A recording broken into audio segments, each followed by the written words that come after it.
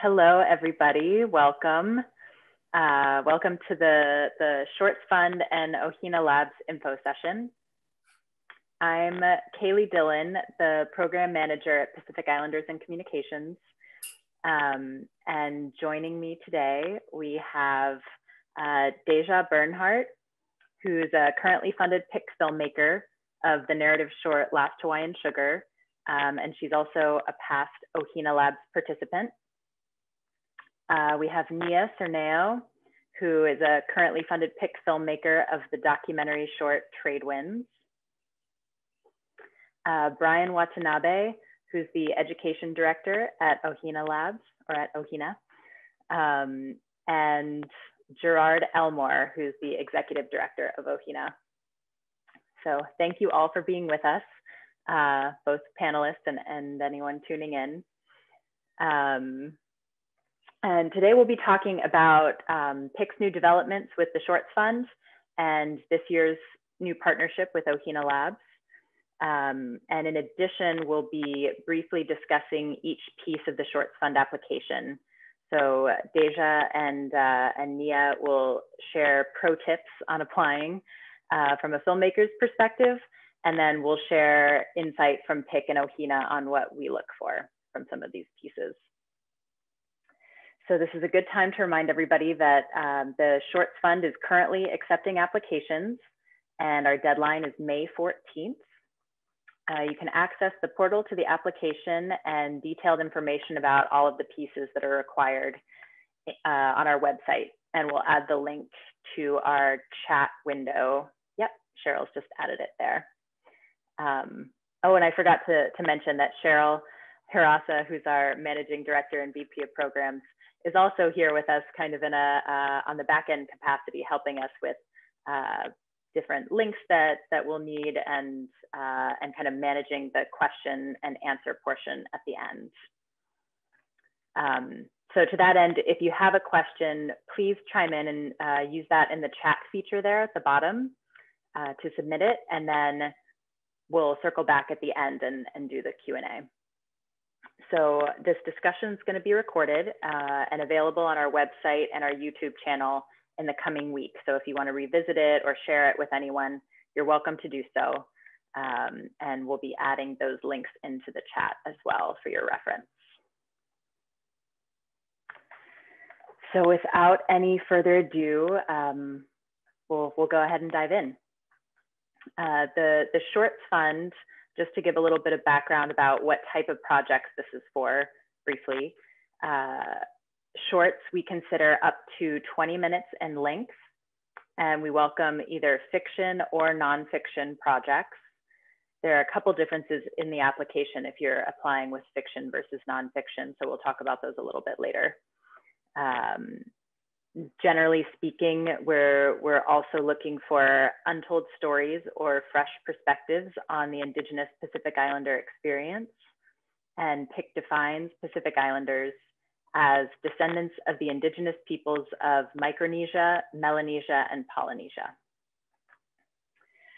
So new this year, if any of you have been familiar with PIC and our funding opportunities in the past, you'll know that this funding used to be called the Digital Shorts Fund. Now and moving forward, it's going to be the Shorts Fund. And with the Shorts Fund, we'll be selecting projects for public media, online streaming, and now, in addition to that, public television broadcast as well. So our hope is that it'll allow these films to be seen more widely by more people. And in addition to the new name, we're really excited to announce our collaboration with Ohina this year. And the goal here is to really maximize opportunities for filmmakers with fiction projects, including the chance to participate in the 2021 Ohina Labs Development Hub for Short Content. So at this point, I'll pass things along to Gerard and Brian to talk a little bit about the lab this year and what that opportunity includes. Sure, thanks. Yeah, we'll talk a little bit about what Ohina is.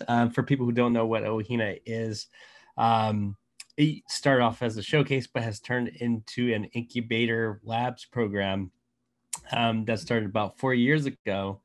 And start with Joe Robert Cole, who was a co-writer of Black Panther. We asked him to come out as a guest, and kind of on a whim, we asked him if he would be willing to mentor some of our local filmmakers, local scripts. And from there, it became the first Ohina Labs program. And from that point on, kind of what the gist is that we try to get 10 scripts free, it's kind of a free thing to submit. And 10 scripts get mentored in the Ohina Labs program. And from there, we pick a Greenlight Award winner that we help produce, fund, and some get mentorship with some of the mentors. We've had a lot of mentors over the years. Eric Pearson, who wrote on Godzilla versus Kong, is writing on Black Widow. We had Dana Miller, who wrote on The Newsroom, as well as a number of TV shows like Narcos. And last year, or the one we had last, was Rob Letterman, who was a writer-director on Detective Pikachu, as well as the Kendall brothers, who have written on Moana. So we've had these mentors come out, help work with our talent individually, as well as Deja, who's, was a part of the Labs program, and as well as a Greenlight Award winner. To get into more specifics, I'm going to toss it to Brian, who can talk a little bit about the nuts and bolts of what Ohina is and what's going to be happening this year with PIC and Ohina. And I could jump in when needed. Hi, everyone. I can see that there's actually a few Ohina alumni here. So hi, guys. Yeah, so I think Ohina was created really to, Ohina in the past was all about showcasing movies. And the sort of decision was, well, let's help actually make movies. Let's help these filmmakers actually create stuff. And the lab was designed to really get you in front of professionals, like big leading Hollywood screenwriters and directors, and really get you that face time so that you understand what it's like to be a professional and work as a professional. So we are super excited to work with PIC. PIC has been a partner throughout the years with Ohina, coming to help support us, coming to listen to pitches. And it's nice that we are working together for a common goal of getting our stories out there. So pivoting to what's happening now. So last year, obviously with COVID, we were not able to have a lab. We did some online Zooms with Scott Moore, who's a writer from The Hangover, who is from Hawaii, and Susan Stanton, also from Hawaii, who writes for Succession on HBO. This year, though, we are planning on having a lab, and we're looking forward to sort of the collaboration here with PIC. What's going to be different, though, is this is going to be an online lab. It'll be a Zoom lab. Instead of what normally it's a 2-day intensive, like a Saturday and Sunday, and we just kind of jam you in and just like overload you so that you come out with, your ears are bleeding and your mind is blown. But since this is an online Zoom, we're going to do it over 2 weekends. Again, we want to bring in, we're not sure who the talent will be, but we hope it will be some cool people. Yeah, it's going to be a little different this year, but we also think that with the addition of having some PIC projects in the mix, being able to now open up the lab, not just to people here in Hawaii, but from all over. We think this is going to be pretty fun. So we have not released sort of the dates as far as like when our call to entries are, but we'll tell you now. You guys gotta be the first to know. Mid-May, we're looking at the week of May 17th will be our call for entries. And our deadline will be in August 20th. And we'll get to a little more about how the relationship between PIC and OHINA is, but the actual lab itself will be in the beginning of November. Now we're going to obviously talk about how the applications for PIC, and that's sort of what we're going to focus on here. But we also just like the details of our partnership is up to 5 PIC narrative projects will have the option of becoming OHINA fellows if they choose. We are recommending that you apply for both. If you do the PIC application, the OHINA application will be super easy. But we will have more information on that as that date of our call for entries comes closer. Yeah, yeah. Sorry, Brian, if I jumped in. I just wanted to add, because this might be a question. If you were already OHINA alumni, you can still apply. Kind of an important point, because I see a number of alumni and they always ask, and it's totally cool. You can do 2 rounds, 3 rounds of OHINA Lab. There's no cutoff. And we've been asked that every year. And funny enough, there have been people who have reapplied and haven't quite gotten in again. So it's okay to reapply if you've been in before. We're just going to judge you a little harder. That's all on our side, on the OHINA side. And I think it's important to know that like Deja, who was in both programs, there are a few people who have done both PIC and OHINA, including Gerard, who do we talk about? Ty. Ty was one of them. Bradley, as well as K Kama, have done both tracks. Yeah, so I think in a lot of ways it really, you know, one kind of can inform and strengthen your participation in the other, and filmmakers that we've worked with who have gone through the labs seem to have really benefited from that experience really greatly. So to that end, Deja, did you want to talk a little bit about your experience with OHINA Labs and now being a PIC-funded filmmaker? Sure. Hi, everyone. OHINA Labs was so cool and so unexpected because I actually applied because a friend of mine who I was in another lab with, also with Brian several years ago, he said, you know, I really think you should apply to PIC, but I think you should apply to OHINA first. And I was like, a 2.5-day lab? What, I mean, I've done a lot of labs, but I was really surprised at how effective that weekend was. It was like a whirlwind, but it was different than any other lab I'd done. I had just come off of a year-long lab for a feature that I was writing. That's actually my short is a prelude for that feature, and so I mean, you know, a year long of all this experience, and then doing a 2-day lab. But the mentors and Brian and Gerard and everybody at OHINA were so invested in all of our projects that they were able to be effective in such a short amount of time.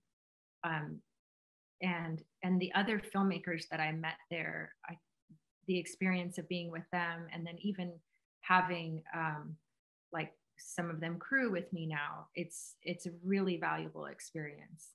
I was definitely blown away. And I went in with the idea that I did want to also apply for PIC afterwards. One of the things I think that was useful was was really preparing for the OHINA lab in advance with the materials that they ask you to prepare, like the lookbook and a pitch. That definitely helped me make the most out of the weekend, so that when it was time to get the notes that I got from my mentors, which were, I mean, the mentors were amazing, and I felt like I was really paired well with my mentors too, but that I could really focus on those notes, and that my pitch was already, don't get me wrong, I was very nervous to pitch, and show my lookbook, but that I was at least prepared, and I had done it in my head over and over again. And I could really just focus on those notes and kind of turn my story around. So was able to use what the mentors were offering for the weekend.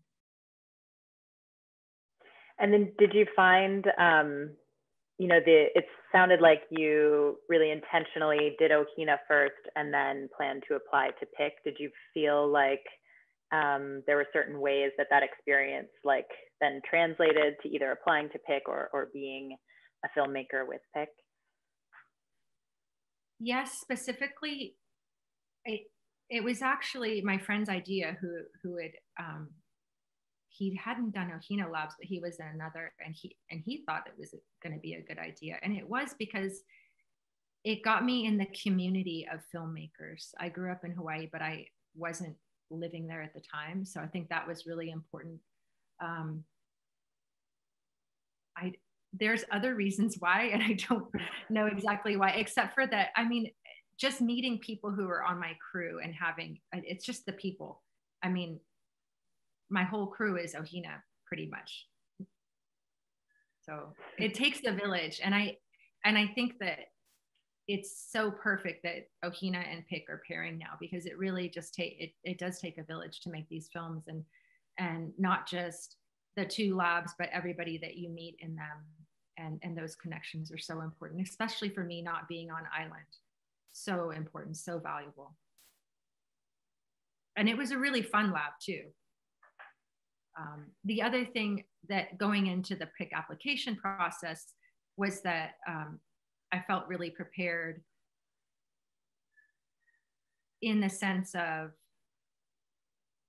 having so much help at Ohina with everybody just getting on board. And Ohina is like, it's not just like another lab that is going to give you notes, but they're really invested in how are we going to help you make your film. That was the difference. And so when I went into the PIC application process, a lot of the work, my legwork for the PIC application process, I'd actually, done before that even too. But all that legwork of who's going to be on your crew and how are you going to get things done, all that was, was ready to go. Great. So I see a question that's come in kind of around the idea of the application process for both or one or the other. So just to clarify kind of how that's going to work this year, to apply to the Shorts Fund with PIC, your project does need to qualify with PIC's project qualifications. So you can see there's a fairly long list of those on our website. So it will need to qualify to be a PIC project in order for you to apply to the Shorts Fund.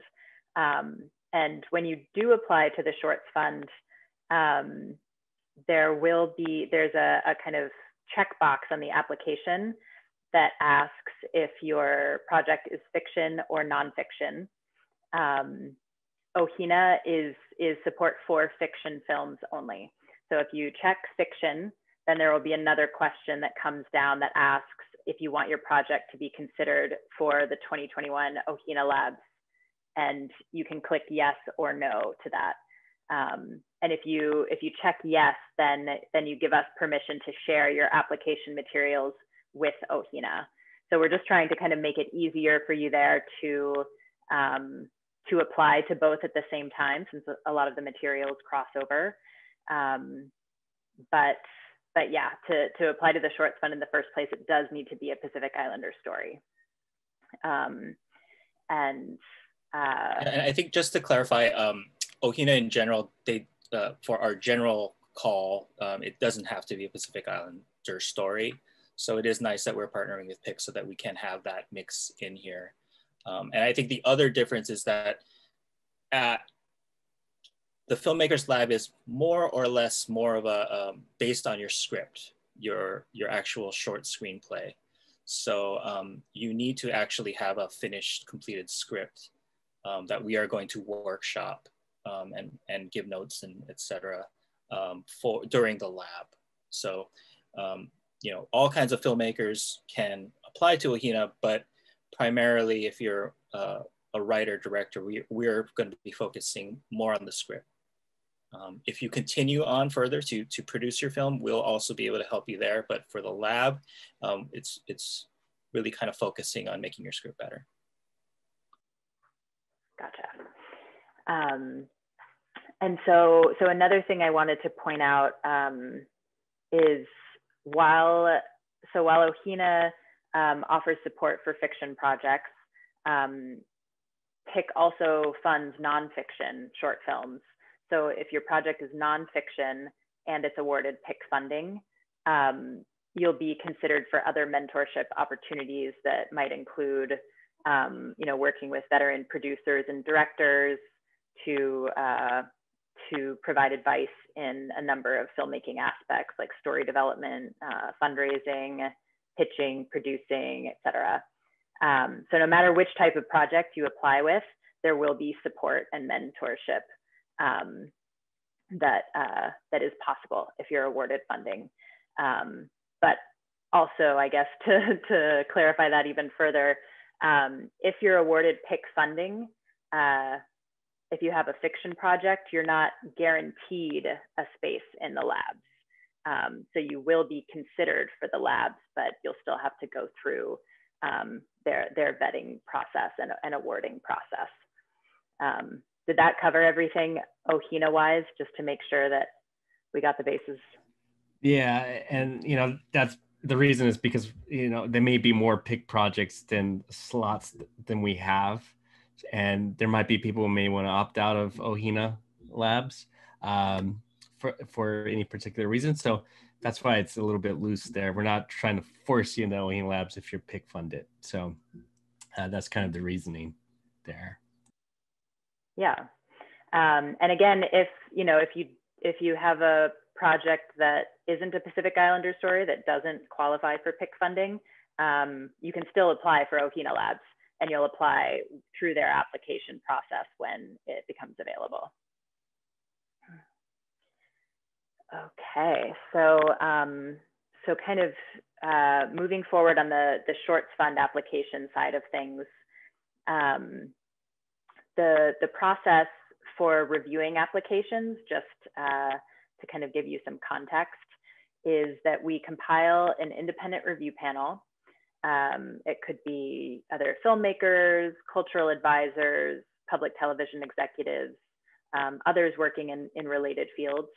And they read through each application, they provide comments on every piece of the application, and ultimately they will recommend the project for funding or not for funding.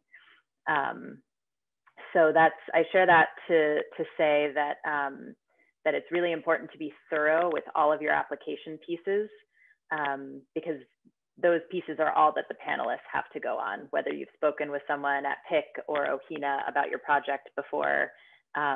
You need to make sure that anyone who's reading these will understand what you're talking about, and understand your vision. So yeah, I guess without further ado, we can kind of launch into the application components. There are between 8 to 11 pieces of the PIC application, depending on whether you're a nonfiction project or a fiction project. And I'll kind of guide us through each piece, just like say a quick line about it, and then really open it up to you all to offer your advice and tips from, you know, a documentary filmmaker's perspective, a narrative filmmaker's perspective, and from OHINA's perspective. So the first piece of the application is the project description. It has a number of subcomponents: the synopsis, treatment, filmmaker's statement, topic summary, and the artistic approach. And again, our website has a rundown on the particulars of each of those. But the main point of this one is really tell us what your story is. So maybe I'll see first, Nia and Deja, from the filmmaker's perspective, if you have any advice on things that you think about when you're starting your treatment, or how you kind of approach this piece, because it's a really big one.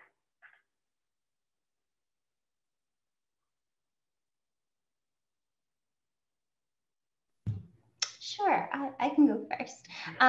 So I think for this particular section, this is really kind of like the meat and potatoes of the application. And this is where you really want to get all your ideas out and kind of speak the truth. So everything you do want to get out and convey to the audience, especially the panelists. This is kind of where you do your really big pitch and highlight the importance of the story you're going to tell. Additionally, for at least for writing a nonfiction, I also wanted to take into account and shed light that this isn't necessarily my story, but rather I'm telling somebody else's story. And I wanted to do that justice as well, and make sure that what I wrote would be reflective in the documentary that we were making. And so I guess my strategy for this was that prior to me writing, I sat down with Mr. Palomo. Oh, sorry, backstory. My documentary is on a Chamorro jazz pianist, and he's kind of been big on the music scene. And I've always thought that being a Chamorro jazz artist, it begs the question of, is his art indigenous or not? And that's one thing that's been really kind of wondered, and he's always kind of existed in the footnotes of the music scene on Island. And so I really wanted to explore that, where it's a contemporary Americana piece of music, but he's Chamorro and he adds his own indigenous, we use Chamorro language and indigenous notes and things. So it was really important that we tell his story. He's also, pushing his 70s, so I kind of thought it was time. And so that was my first approach, was to sit down and really brainstorm with him and say, this is your moment to tell your story to the world. Like, what would you like to say first? And then build upon that. Yeah.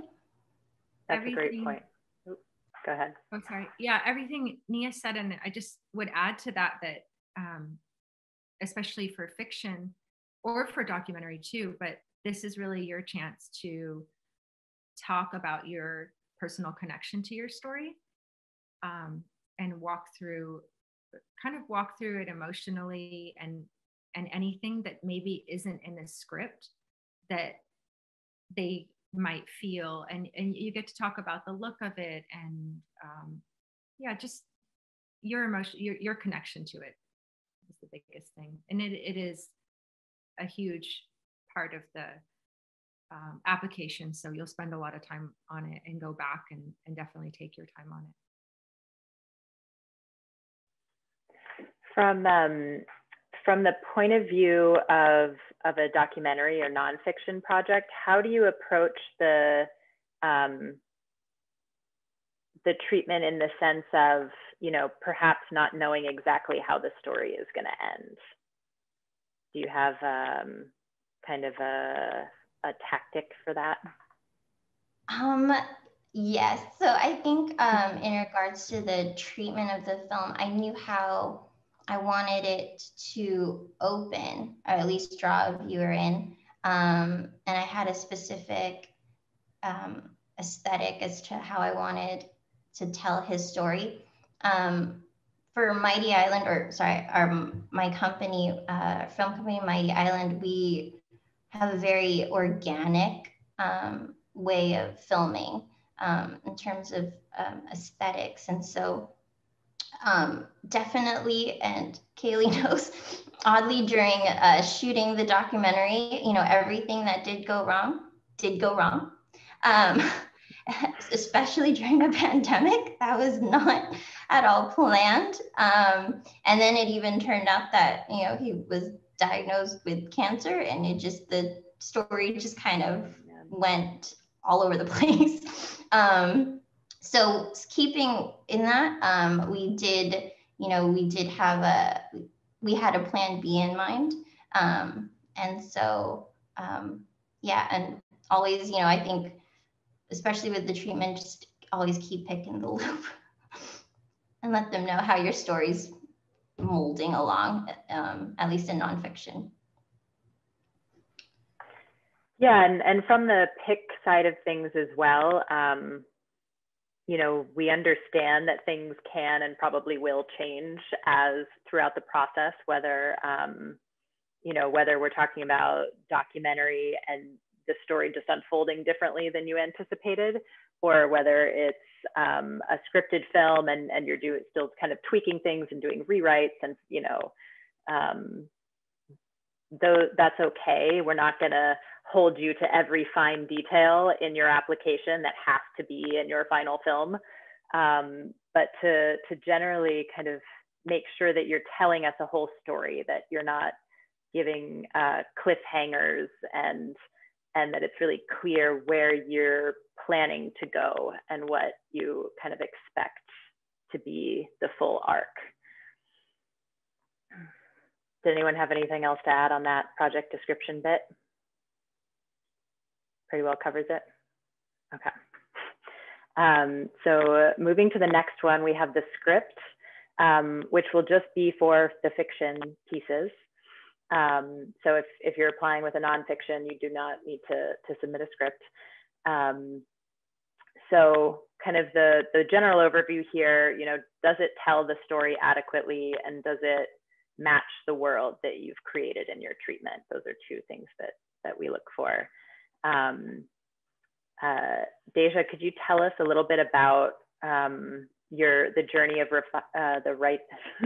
your journey of writing and refining your script for The Last Hawaiian Sugar? And then maybe Ohina, you guys could chime in here too. Yeah. So I wrote a feature called Half Angels, and that's how I met Brian, actually, in a lab several years ago. And one of the kind of things I came up against is that it's going to be expensive to make this feature. And while I have made a feature documentary, I haven't made a feature fiction film yet. And so after kind of really trying to get this made for a few years, I realized that it would be a good idea to go back and make a short again and make a strong prelude film for Half Angels. So I wrote Last Hawaiian Sugar, and then it kind of took on a life of its own and became more than just a prelude story for it. Ohina Labs was definitely part of that, and why I would recommend doing that, because it made my script that much stronger, because it was more of kind of a sample for the feature before Ohina Labs, and I really finally was able to work through an ending that it really needed in that really short amount of time.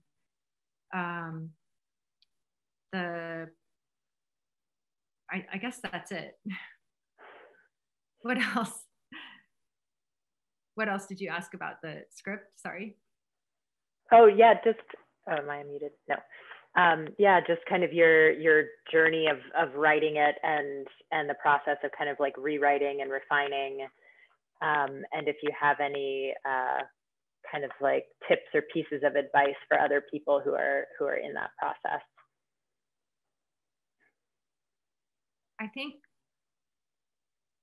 I mean, having a short script, my script is gone between like 10 and 11 pages, was definitely a plus. I think it made it manageable. It's still a complicated story, but it's making it that much more manageable to shoot. I think that's it. One of the things.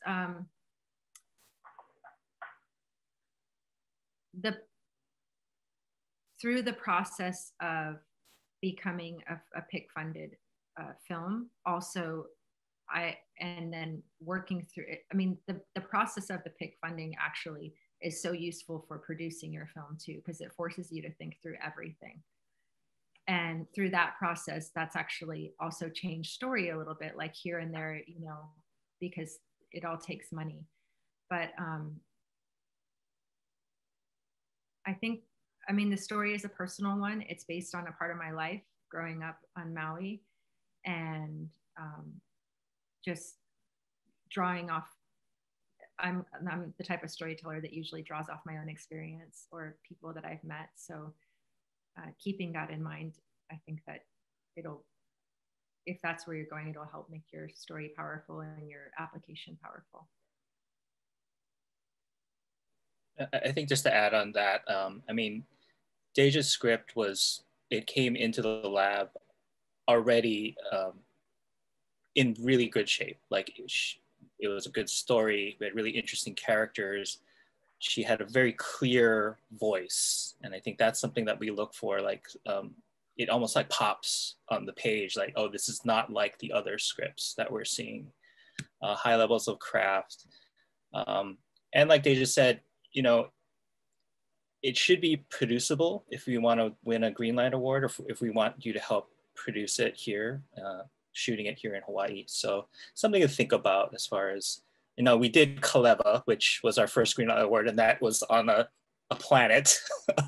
But the director was actually a visual artist as well, and he was able to pull that off. So if you have the resources to do that within a budget, then that's certainly something to think about. But strong story, strong characters, a strong point of view, strong voice, those are all good things to think about as the focus on when you're writing your script.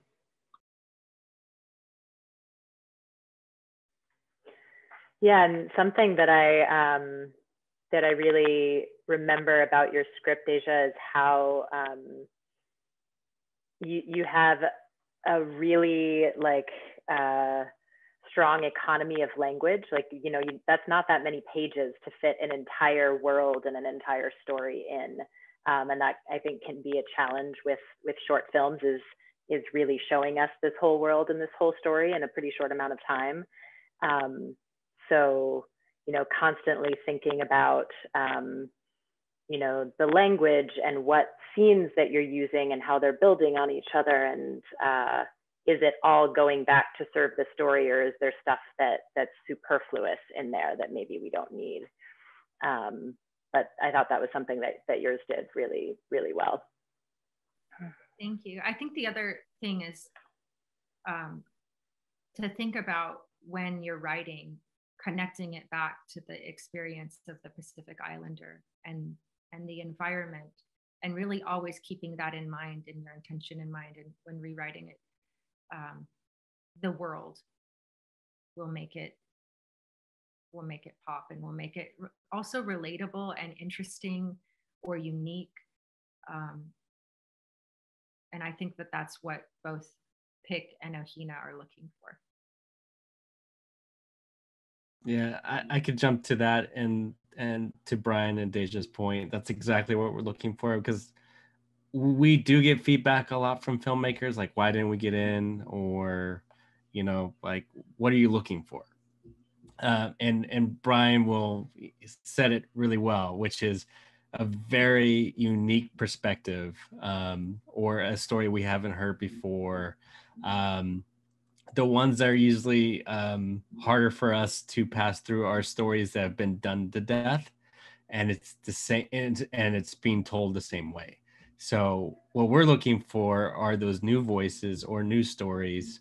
And in Deja's case, just like Brian said, the script popped. Like, it was like, this stands out from the group. You know, it's very dynamic, and it has a strong voice. And so if that gives you any tips to, you know, when you write, or when you think about the script, that's important. And even in Ohina's case, while we don't say you need a, you know, kind of a Pacific Islander component to it, it is something that we do promote because it's a unique perspective, and it's something that makes our shorts unique as well. So just wanted to chime in and say that. Yeah, absolutely. Okay, so going forward to the next piece, we have the lookbook, which is also going to be just for fiction films. So with this, we really want, oh, thank you, Cheryl. We really want to see, you know, we're asking you to help us visualize what the film will look like, what it will feel like, you know, what visual tools like costume, lighting, location, things like that you're using to tell your story. So screen sharing now, we actually have Deja's lookbook from Last Hawaiian Sugar. Deja, do you want to take us through it just a little bit? Sure. So my lookbook was, I started working on this lookbook actually for my feature. So I kind of used the same template for my short, which I think I had that, it was a good advantage that I had really worked on it for a really long time. I mean, for about 8 months before I was working on this lookbook and trying to find images. They're just images that I pulled from the internet and really tried to be efficient and effective with the words on the page and come up with a design that matched the world that I was in and the story I was trying to tell. And I basically just go through the beats of the story in the lookbook. As you can see, definitely connect it to myself right off the bat. Give the log line, tell what the story is, trying to find visuals that if you don't have, like I didn't have any visuals yet, that match what your vision is can be really challenging, but there are some good resources out there and I can send them later so that they can add them to this.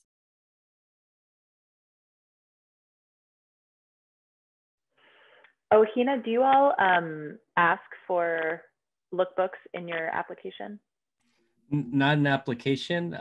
It's something we ask for in the lab when they pitch. Well, actually, some actually prefer to just not even do one, just do kind of an old school, put cards in hand, sort of read it. But we highly encourage a lookbook and a mood board so people can visualize it. It makes for a stronger pitch. It's also nice to have a visual reference when you're pitching. So you're not just standing up there, but you can be like, and this, so that if you know, sometimes it feels a little nervous to, scary to sit up there and, or stand up there and talk to everybody. But if you can show them.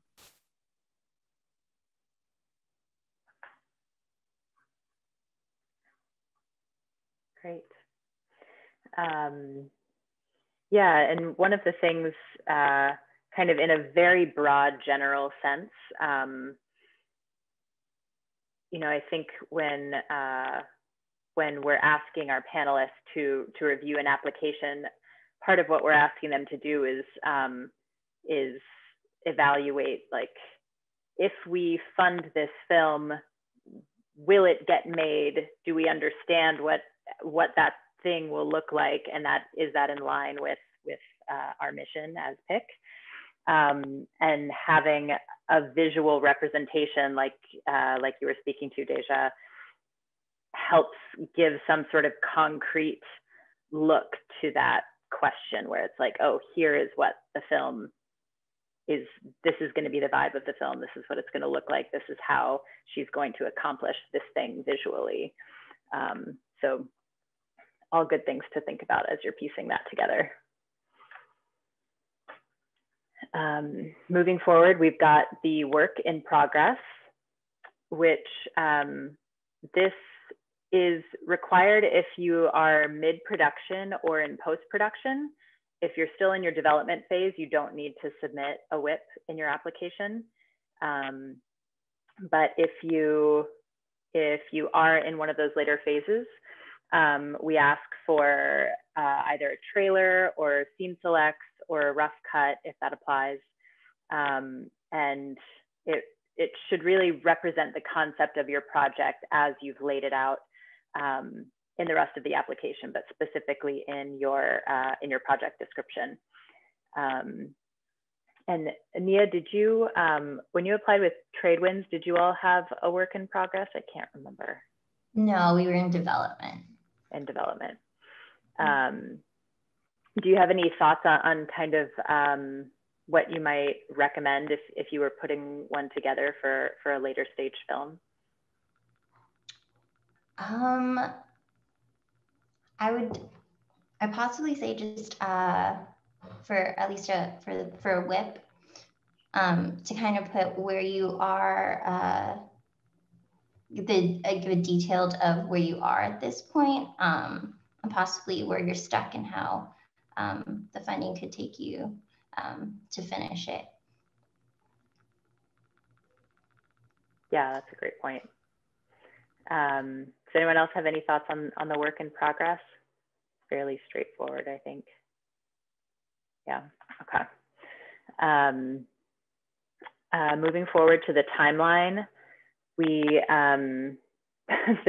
this has been a bit of a doozy this past year for many reasons, which I think both Nia and Deja can relate to. Because of COVID, everything's just gotten tossed up into the air. But still, in the application, we do ask that you try to outline a timeline for your project that has as much detail as possible, and that generally feels realistic to the scope of your project. For the Shorts Fund in general, we'd like you to finish within 18 months of signing our contract. So obviously, you know, we've been flexible with that over the course of this year, just because so much has been put on hold. But that's generally kind of the guideline that we like to work within. So part of what our reviewers are looking to see is how likely is the project to be completed if we award it funding, or, you know, the worst case scenario, I think, is, you know, we would award it funding and then it would just be something that never finishes, which we can't do.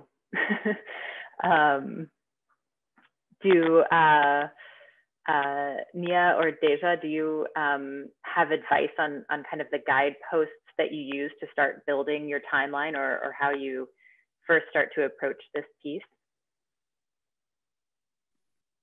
For me, I worked backwards. I started what have I done so far? And, you know, everything, like I had already broken down my script and started on a budget, and I had done Ohina Labs and secured some crew. So just the timeline was helpful. I mean, in producing for us, because it's a blueprint and it's one of those things, like I said, that helps you actually make your film. And for me, I made mine in, well, I don't remember what program I made, but I'm a very visual person. So it was like color blocks, and right away, because I applied last spring and COVID had just begun, I took COVID into effect. And I think that was really important too. I think even one of the notes in the reviewers, the people who reviewed my application, when I read the notes, was that I had taken COVID into effect. So I would recommend that too.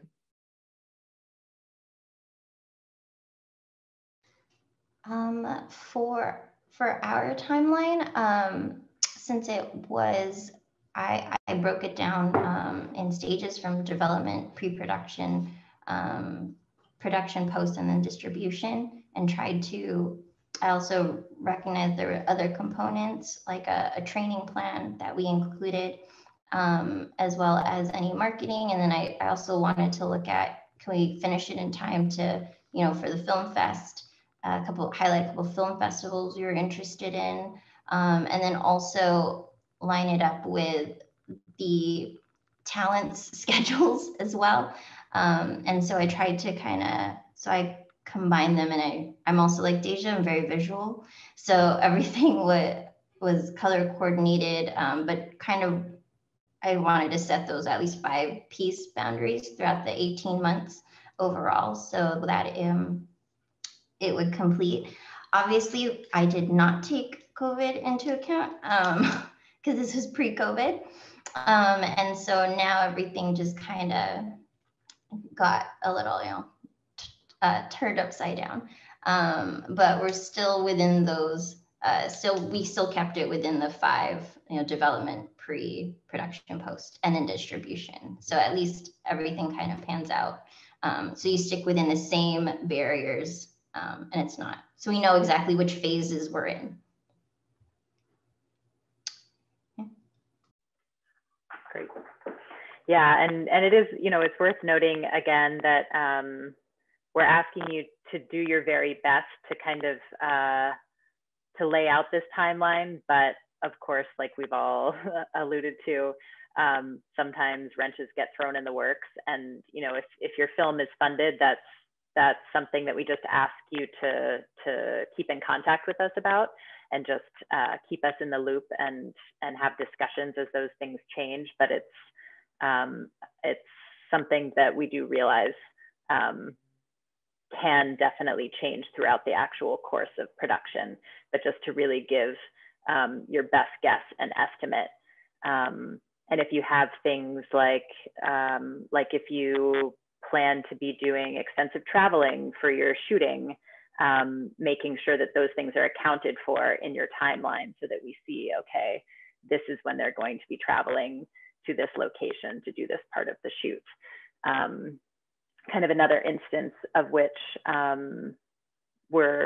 we really want to see kind of consistency amongst the pieces of your application. So if you're telling us that these things need to be included in your production, then making sure that we see space for them in your timeline. Okay, so next one, we have the budget. For PIC, we have a PIC budget template that we require you to use.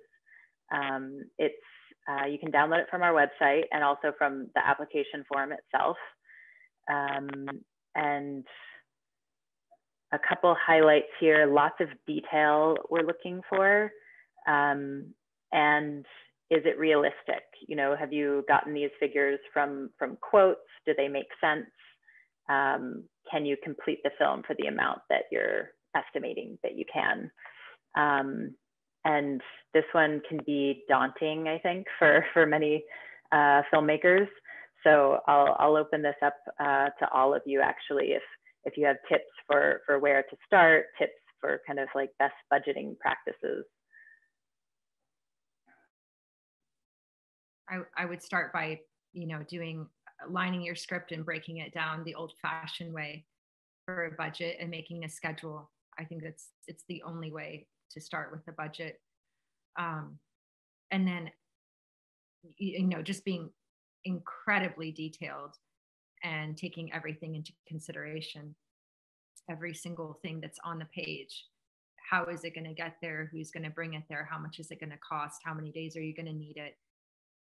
And I, like I said, I do it the old-fashioned way. I get out my colored pencils and line my script, and then make breakdown sheets, and then put it into a schedule, and then start budgeting. The thing I usually do is use Movie Magic budgeting. So I wasn't used to this budget format. So it took some getting used to, but now I'm comfortable with it after a year of playing with it. Yeah, and there's PIC requirements, so there's things to be aware of and pay attention to. So you need to account for behind the scenes pictures, marketing materials, as well as production insurance. I think some filmmakers kind of forget some of these items. Production insurance is a big one, but also E&O insurance is required for PIC projects. So on the Ohina side, we're trying to see if we can do more of an umbrella approach when it comes to E&O. So if there are Ohina filmmakers out there, that's something you can talk to us about. It's something I think we're going to be doing since we have a number of Ohina projects this year. So we may be able to kind of do an umbrella for that. But in general, you have to account for it, as well as your stills, marketing materials, even festival fees if you think you're going to be doing the festival route. And you do have to think about crafty food. And if you go union, if you go SAG union, you're going to have to account for pension and health, as well as what that entails. There are, and you have to figure out what contract you're going to be going with, and that will tell you kind of the rates for actors. Under certain contracts, you can defer payment, but it also means you're going to have to pay on the back end. So a lot to think about when you're budgeting as well. Yeah, and I just want to clarify one small point. So for PIC budgets, PIC funds can only go towards costs that cover the production of the film itself. So PIC funding can't go towards things like festival fees, even though that is something you should definitely have in your mind as you're planning your budget. But our funding specifically is about the making of the film. So development, production, post-production. And like Gerard said, there are some specific things that we do require. And there's more information on that with the budget template on our website. But yes, insurance is a big one. Making sure you have a photographer to get promotional stills and behind the scenes stills. And yeah, to kind of echo Deja as well, just like all of the neat details and nuts and bolts that it will take to make your film a reality.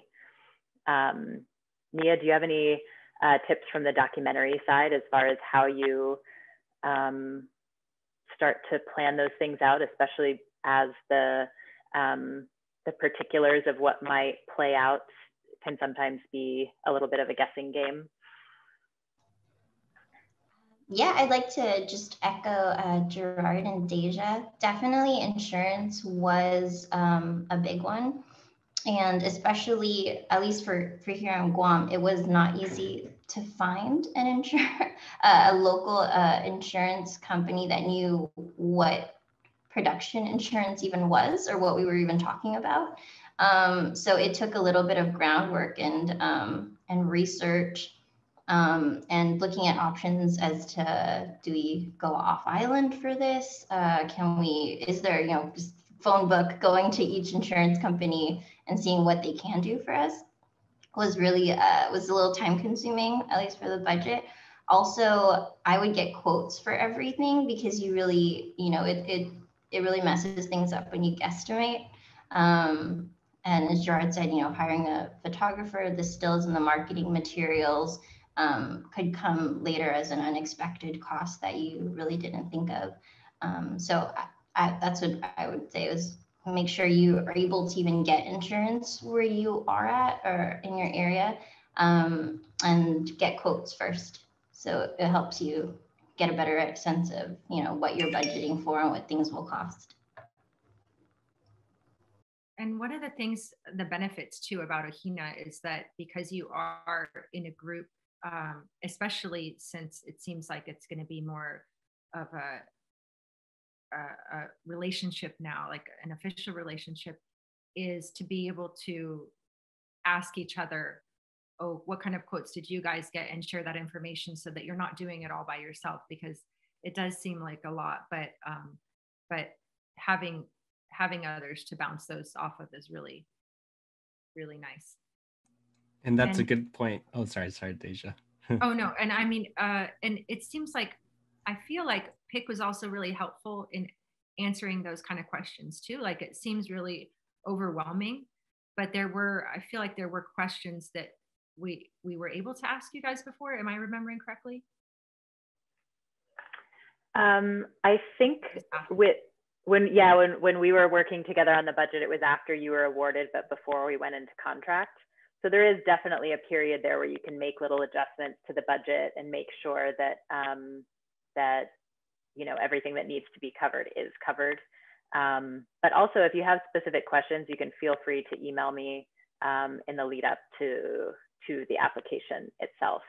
And that's a great point. Like sharing resources and information with other filmmakers is a great idea. Yeah, I was going to bounce off to echo what Deja said, that Ohina can be a resource too if you have questions. When it comes to production, we're always happy when you're fellows. If you've been part of the lab, we love to help you out in any way we can. So even if you have equipment needs, production insurance needs, those are things we can give you leads or help you with. That's one of the scariest parts of the budget, to be honest. I think that gets everyone scared. The other thing is if you miss something, if it's not a perfect budget, no worries, you get awarded. And Kaylee, that's what she'll say, this is what's missing, you should adjust it, tweak it. So it's just getting it as best as you can. And then they'll make sure, PIC will make sure that it's in good shape before you go. And again, you could always tap us if you have any questions on the Ohina side. We're happy to help. Yes, that's a great resource. Okay, moving forward, we've got fundraising strategy and grant impact. So how do you plan to raise the rest of your funds if you have more fundraising to do? And specifics here, like who or what groups are you going to for funding? Why are you going to them? What's the connection to your project or why you think it could be a good fit? When will you know if that's awarded or have you already secured it? Details like that are really helpful. And I don't know if Mia and Deja, if you have like resources you recommend or anything like that in kind of starting to look for other funds or kind of ways that you approach some of those who and why questions.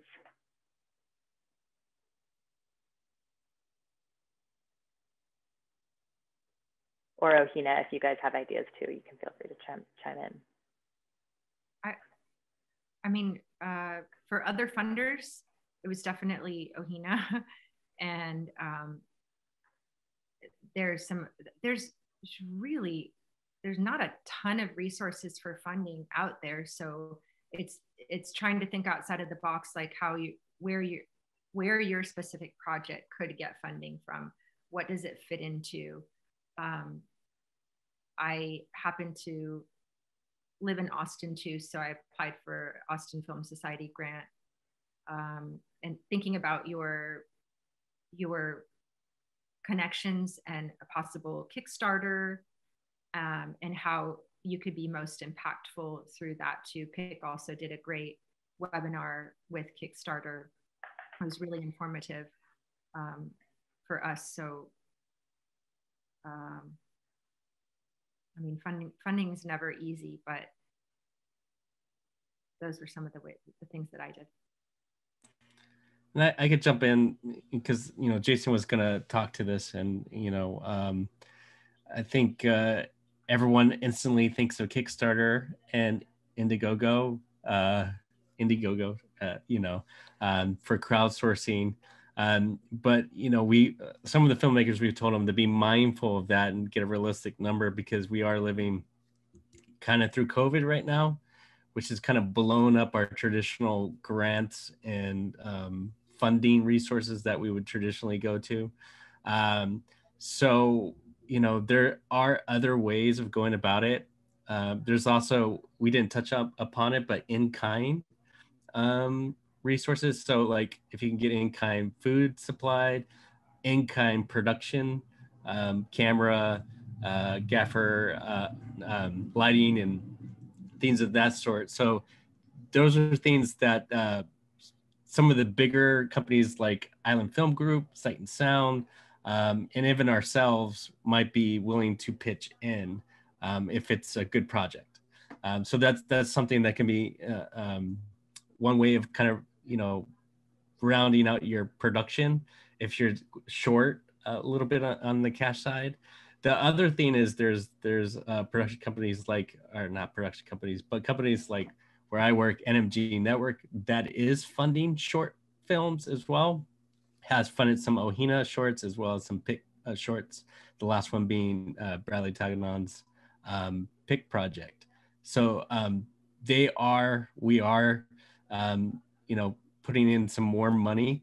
We also sometimes women throw resources to do behind the scenes for the actual project, which we did for Bradley's as well, that he's using as his behind the scenes. So there's some creative ways of going about it. And moving forward, we're hoping to identify even more, like maybe perhaps a Hawaiian Airlines or something where you can have that Pacific Islander connection, and it's attractive for them too. So those are some other resources that you can tap as well.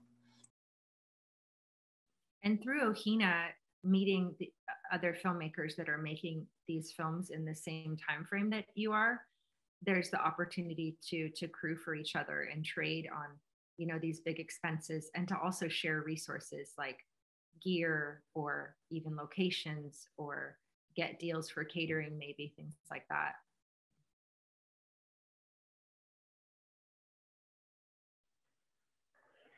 Yeah, and a couple pieces of advice that I've heard from some of our filmmakers that I thought were really great ideas.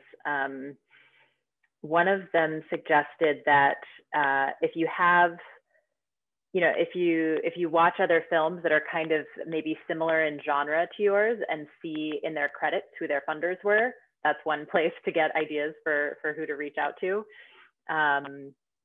Another being, as Deja touched on a little bit, maybe looking at local organizations, or if your film is has certain like themes or social issues that are involved, looking at organizations who have interests in those things, who might be less traditional like film funders, but might have an interest in helping you out either with actual money or kind of like screening and outreach, or different things like that are a little bit less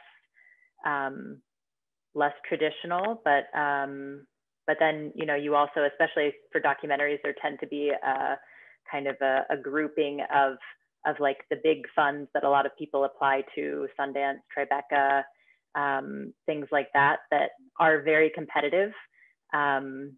And that's not to dissuade you from applying to them at all. You absolutely should look into them, but also kind of being realistic about your chances and having maybe plan B or plan C for if every grant you apply to doesn't necessarily come through. And my big piece of advice is try not to put on your credit cards. Please, don't do it. Yes, I echo that. Okay, so moving forward, we've got the work sample. And we do require this for all applications. Does this show us that you'll be able to do what you're proposing is kind of what we're aiming to get out of this piece.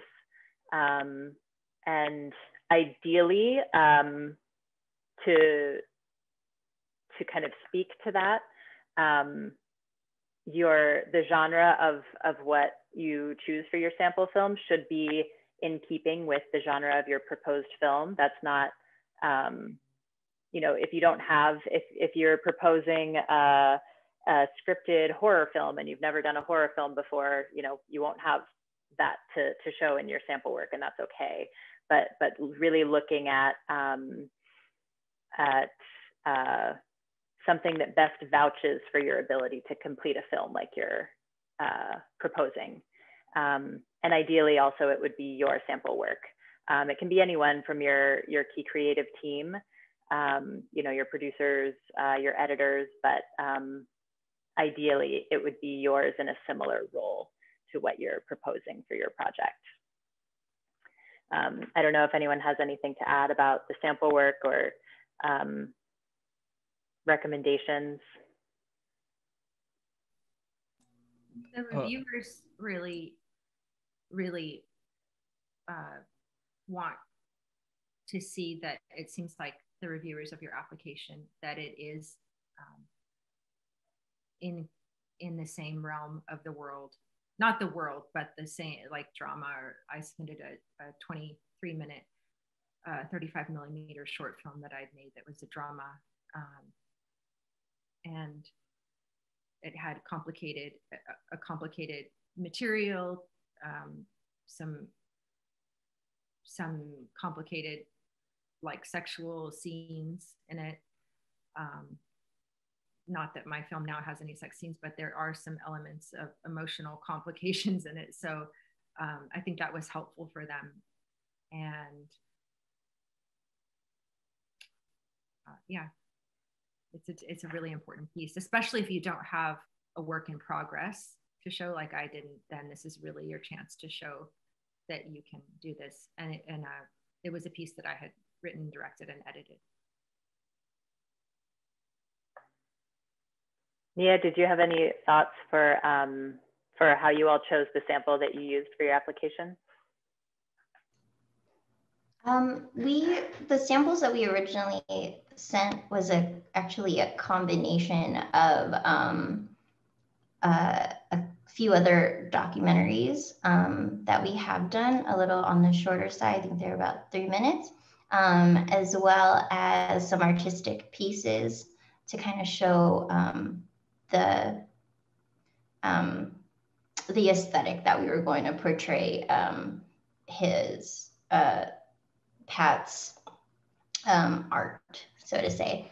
And we also, for just in case, I also put in a documentary that was a commercial documentary that, you know, it was a commercial piece, just to kind of demonstrate like the range or what we could do with this story, that we were capable of telling the story, both from a Pacific Islander artistic, but also that it was still very nuanced, straightforward, and we got to the point succinctly.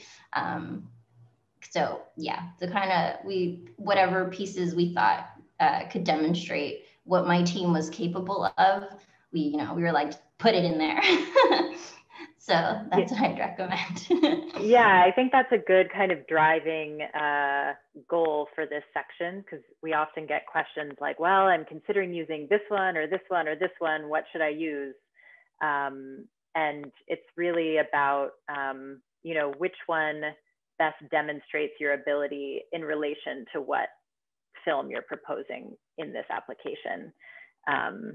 So again, if you don't have exactly the same type of film that you've done before, think about what sort of things you have done before that can kind of speak to what you'll be able to do in this project. Okay, so next up we've got the key creative personnel. The long and short of this from PIC's perspective is, do you have the key creatives on your project? Do they know what they're doing? Do they have experience that gives a reviewer confidence that they can do what they say they're going to do? And for PIC, while having Pacific Islanders in your key creative team is not required, it can only strengthen your project. So I know, Nia, you spoke to this a little bit with kind of your general approach to telling someone else's story. And I think this kind of folds into that piece where if you're telling a Pacific Islander story, having Pacific Islanders behind the camera as well is a really important part of that. The idea of kind of authentic authorship. And Deja, you kind of spoke to this a little bit earlier as far as connecting to people via Ohina. But if either of you have recommendations to like resources for how to connect with other creatives and your approach for building your team that you work with, that'd be great to hear about. My whole crew is basically from Ohina. So, I mean, I can't say enough about that. it was like, we want to help you get this made. And, you know, if we can't do it for you ourselves, then we think that this person or this person, some people that I met in the lab, and so, I mean, it's just a gift. I can't say enough about it. But I didn't have all my key creative personnel when I applied, but I had a few, and it definitely was important to show that you had other people that were backing your project who have also are experienced filmmakers. So if you don't have a lot of experience yourself, then get other people on your crew who are experienced, and Ohina is a great resource for that. Other PIC filmmakers too, people who have been awarded PIC funds in the past are really great resources. And also, I mean, watching those PIC funded films and those Ohina films and who worked on them.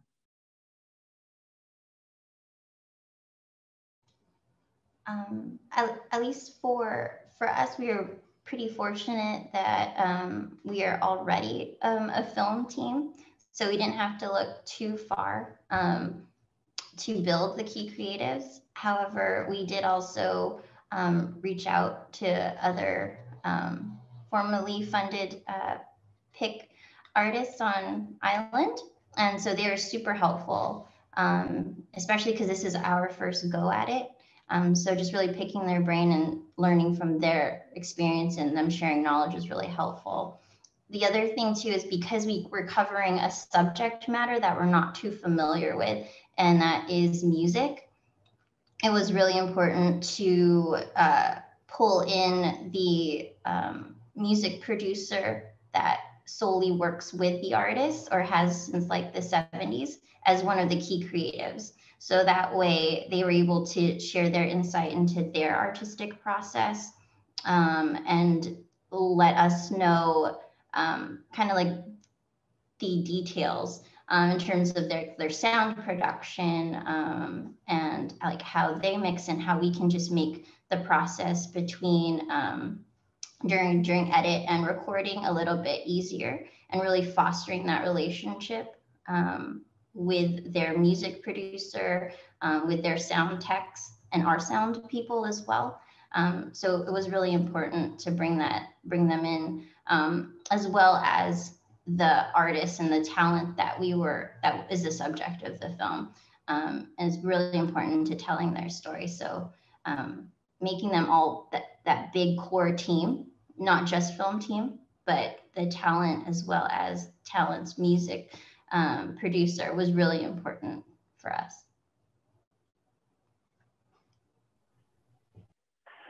Yeah, and to touch on something that you brought up, you know, if you do have either specialized subject matter in your film or something that maybe you as a filmmaker aren't as well versed on, bringing in advisors is a really great, if not essential, thing to do as far as your creative team. So it's not just necessarily the director, the producer, the editor, but also like, who do you need to be central players on your team so that you can tell this story with integrity. So that's a really great point. And we have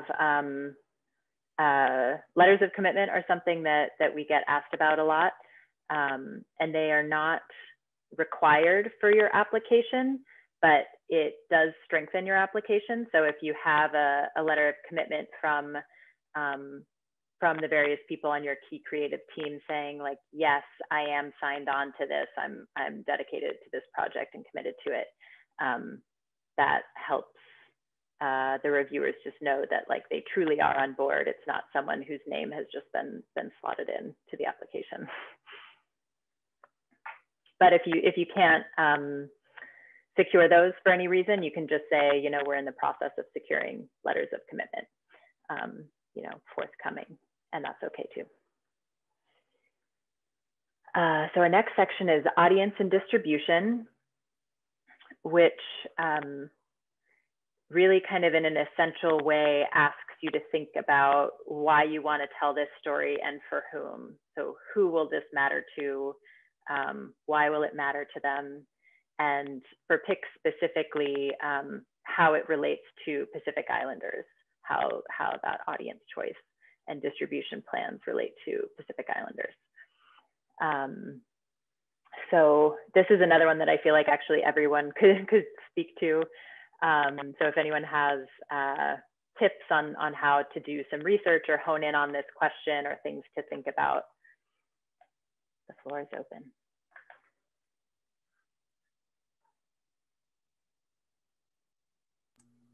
I feel like I'm talking a lot, but I feel like I'm in it and I see a lot of shorts. So this one, I think you mentioned actually that, you know, a lot of people in their application process is put everyone, we're going to go everywhere and everyone's going to see it and it's going to impact this audience and it's going to, and it's actually okay to say, you know, we're targeting this specific audience, you know, with this story and we're, on our side, but not just on our side, but locally, there's becoming more places where you can distribute the content. And of course, there's PBS, and naturally, I think PBS is the target for a number of these. You correct me if I'm wrong, but of course, that's a wide audience that we, you know, would be fantastic. But there is a number of other places. Festivals are, you know, a little different in our world right now, but although they're digital, they're reaching a lot of people on a national stage and outside of our community. There's also, you know, there have been screenings. I think screenings will be coming back, and that's something you can do. Like for documentaries, especially, we talk about impact screenings. And I think some people are like, what's impact screenings? It's something that can spark a dialogue in the community. So if you like documentaries, especially where you can show something and spark some dialogue, that's great. I think even like Deja's film is one I think will spark conversation. So we talk about impact screenings, where it's not just a film, but you have an event and dialogue that goes with it. That's something that's very exciting that's happening. And then on another level, NMG Network, you know, I've been pushing a little bit, but we have a Ohina channel that we've been showcasing shorts there as well. Hawaiian Airlines is picking up local content, and that's shown to tourists and visitors visiting in and out of the islands. And then there's also, we're going to have Pluto TV, which is Real Hawaii TV that goes into, you know, hotel rooms and is distributed worldwide, you know, all throughout the continent. So there's more distribution platforms that are opening up. You can talk to people before you say, yes, this is where it's going. You have to say, are you interested first? You can't just say you're going to do it. You got to have some sort of plan to get there. Because we also have seen PIC films, Ohina films get picked up by Criterion and Dust for Kaleva, but those are things you can't count on. So those are things that will come after the fact. And that's judged on the quality of the film and connections that are made. Some of these other ones that I'm talking about are things you can make connections and say, yes, it has an opening there and they're interested. Yeah, and again, I think those are all really great ideas and points and avenues to be aware of. And again, just kind of making sure that your plans make sense with the audience you're trying to reach, and see how those can kind of inform each other. And I hate to do this, but I'm going to try and speed us along because we're getting close to time here. Last piece is our training plan, which for PIC we require that you provide specific opportunities to train emerging Pacific Islander filmmakers and crew. So it's really just asking how you plan to offer that mentorship, to whom, how is it going to help these emerging filmmakers. And it's kind of a cool opportunity and a requirement to bring others up with you.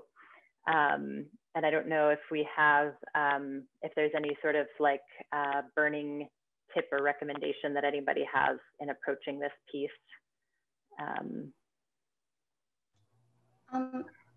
At least on my part, any tips would be that to look at the training plan as a really good opportunity to contribute and grow your film community where you are.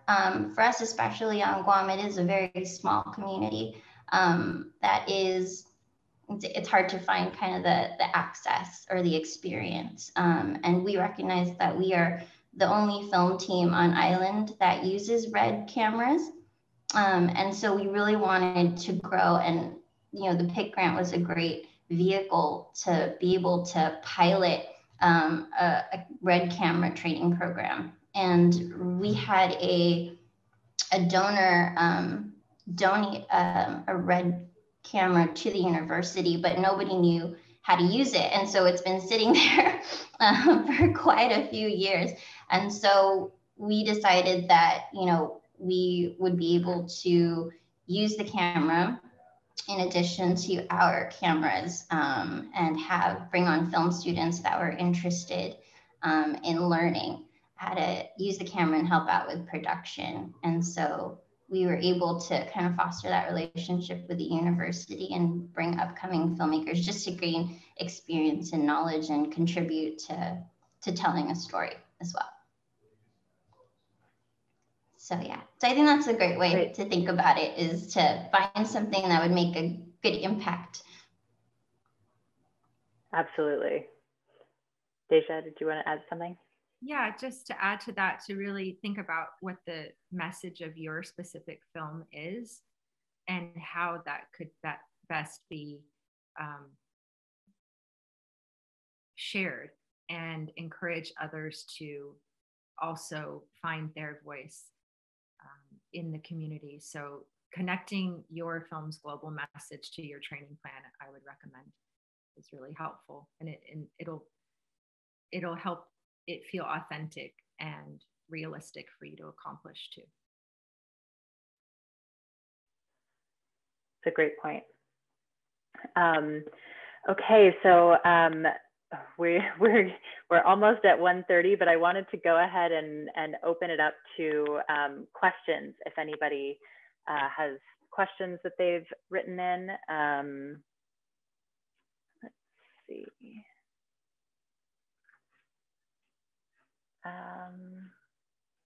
Okay, a couple of these I feel like perhaps we've answered in our discussion. With the new collaboration between OHINA and PIC, does a film have to qualify for both to be submitted to either one? And I guess the most succinct way of saying that is make sure that it qualifies for the opportunity you're applying for. So if you're applying to PIC, make sure it qualifies to PIC. And then if your film is fiction and you would like it to be considered for OHINA as well, you can note that on your application. If it doesn't qualify for PIC, but you still are interested in the OHINA Labs, definitely apply for OHINA Labs.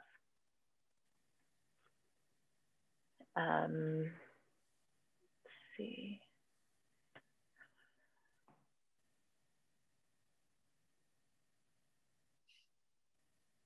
Okay. Is there anything else, Cheryl, that's come through? No, I think that you pretty much covered all of these questions. Christina had a question about the sample work to be submitted, and I believe you covered that. Which is, yep. Yeah.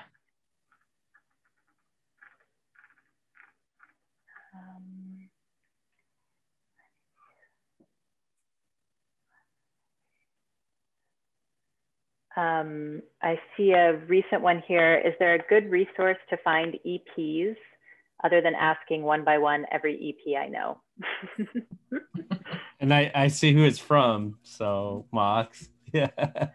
How's it going, Mox? Brian, he could pop in too on this one, but it's relationships.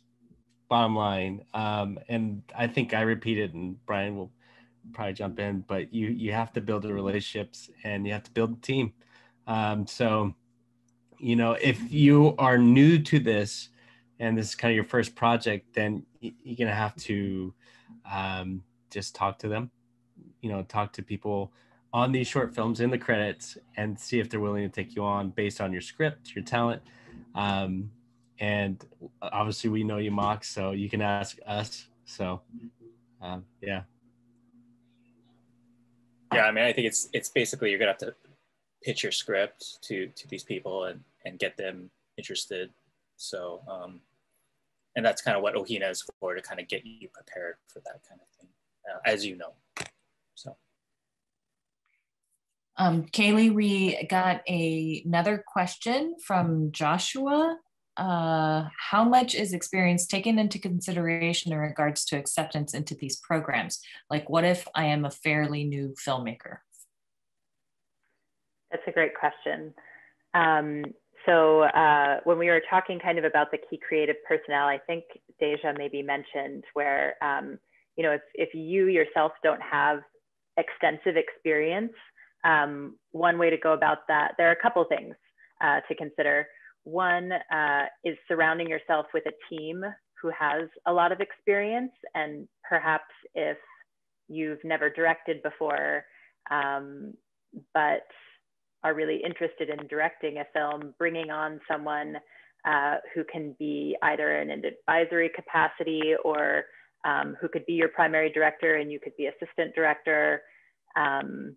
That's one option. Another would be to kind of take some time to gather experience by working on other people's films, because everyone is always looking for help in making their films. So that's another route you can take. As far as the specifics of your experience,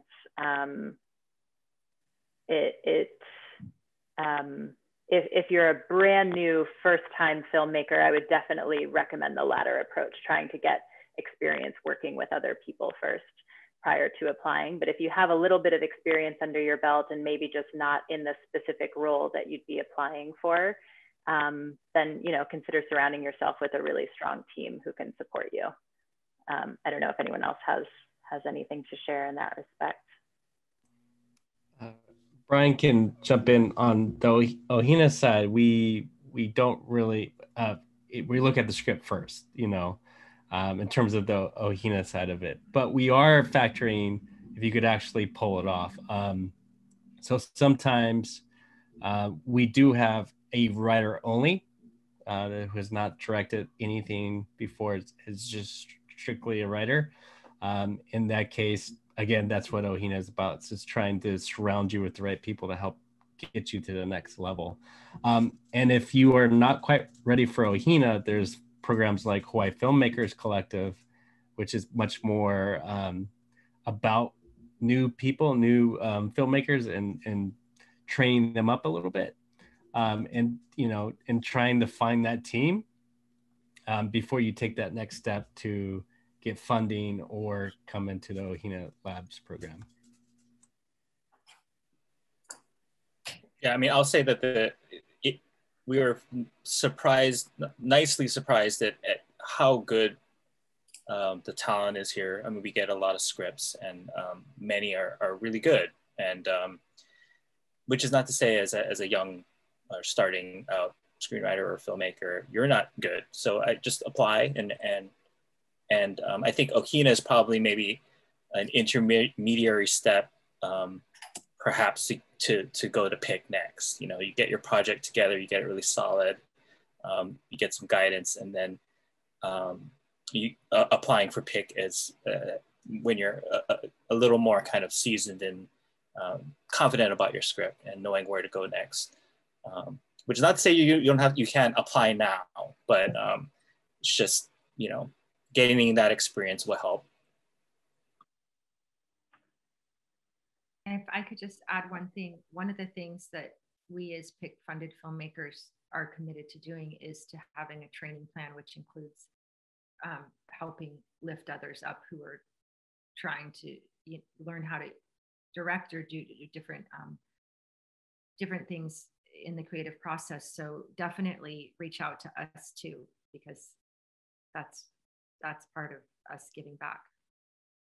It's a little different with COVID having limited people on set, but there are other ways, and there are ways to Zoom and ways that we can connect you with, whether it's casting directors or actors, or share our experience, or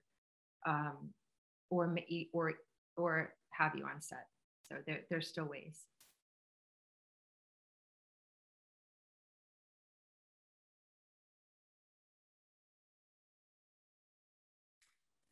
So I think that's it for the questions.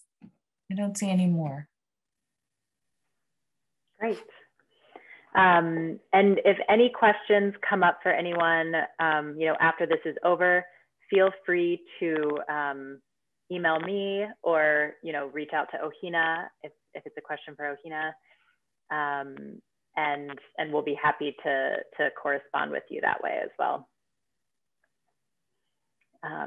And if that is all, thank you all for being here, panelists and audience alike, and talking about the Shorts Fund and the Ohina Labs. And we'll look forward to receiving your applications. Thanks.